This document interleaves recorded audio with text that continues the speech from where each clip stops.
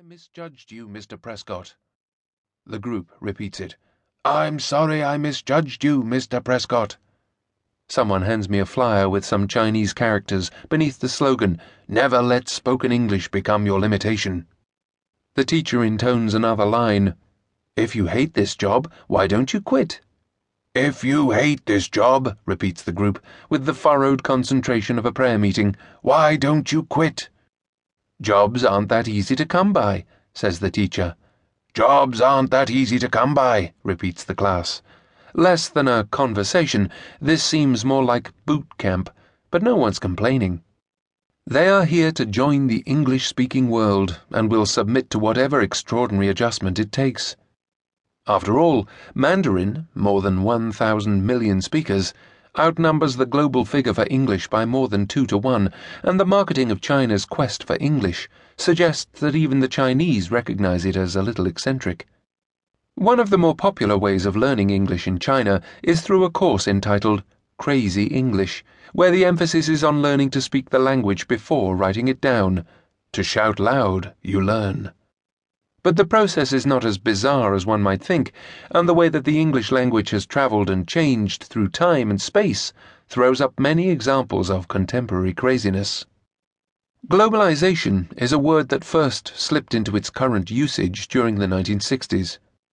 And the globalization of English and English literature, law, money, and values is the cultural revolution of my generation, before and after the credit crunch. Combined with the biggest IT innovation since Gutenberg, it continues to inspire the most comprehensive transformation of our society in 500, even 1,000 years. This is a story I have followed, and contributed to in a modest way, ever since I wrote the BBC and PBS television series The Story of English, with William Cran and Robert McNeill in the early 1980s. When Bill Gates was still an obscure Seattle software nerd, and the latest cool invention to transform international telephone lines was the fax, we believed we were providing a snapshot of the English language at the peak of its power and influence, a reflection of the Anglo-American hegemony. Naturally, we saw our efforts as ephemeral. Language and culture, we knew, are in flux. Any attempts to pin them down would be antiquarianism at best, doomed at worst. Besides, some of the experts we talked to believed that English, like Latin before it, was already showing signs of breaking up into mutually unintelligible variants.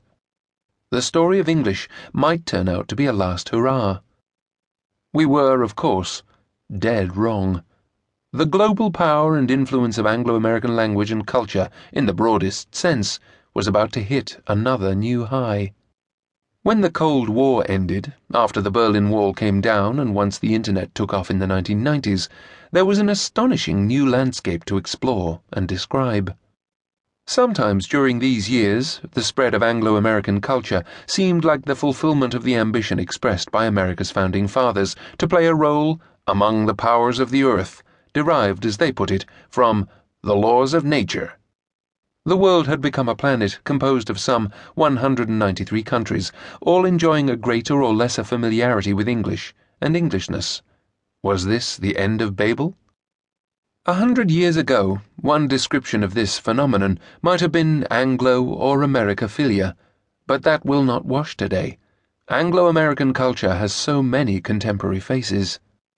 It can conjure up elderly gentlemen of Germanic demeanour in brogues and tweed jackets, or a certain kind of American wasp taking tea and crumpets in Fortnum and Mason.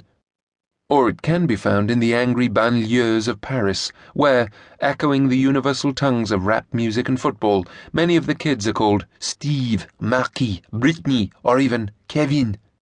Again, it can convey the enthusiasm for English of, for example, DJ Static, a.k.a. Mike Lai, a Montreal rapper who came to Canada from Hong Kong as a boy of 11 and learned English by repeating the lyrics of hip-hop songs.